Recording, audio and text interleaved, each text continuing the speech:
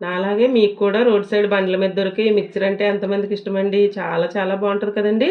ఈ మిక్చర్ ఇంట్లోనే బండ్ల మీద కన్నా ఇంకా టేస్టీగానే నేను చేసి చూపిస్తానండి.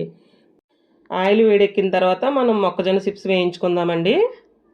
ఇగోండి ఇవి చాలా తొందరగా అయితేనే వేగిపోతాయి. మనం లెక్క అంటూ ఏముండదండి. ఎన్ని కావాలంటే మనం ఇంట్లో ఎంతమంది మెంబర్స్ ఉంటే అన్ని వేయించుకోవచ్చు.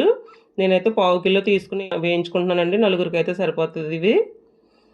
దాంట్లోనే కొంచెం ఒక అరకప్పు పల్లీలు అయితే వేయించుకుందామండి. ఎందుకంటే మనం మిక్చర్ తినేటప్పుడు పంటి కింద పడి బాగుంటాయండి, టేస్ట్ బాగుంటుంది.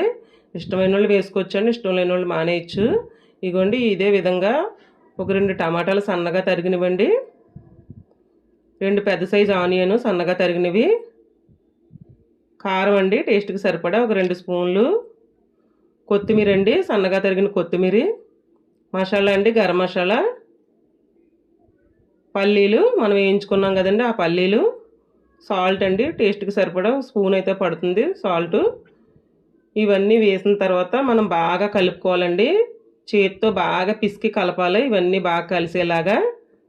చాలా సింపుల్ అండి. మిక్చర్ చేసుకోవడం చాలా టేస్టీగా కూడా ఉంటుంది. నాకైతే చాలా ఇష్టం అండి ఇది. ఇగోండి ఈ విధంగా బాగా కలిపిన తర్వాత చేతితోని మనకు వాటర్ ఏం పడదండి. ఇగోండి ఇలా కలుపుకోవాలి చూపించిన విధంగా.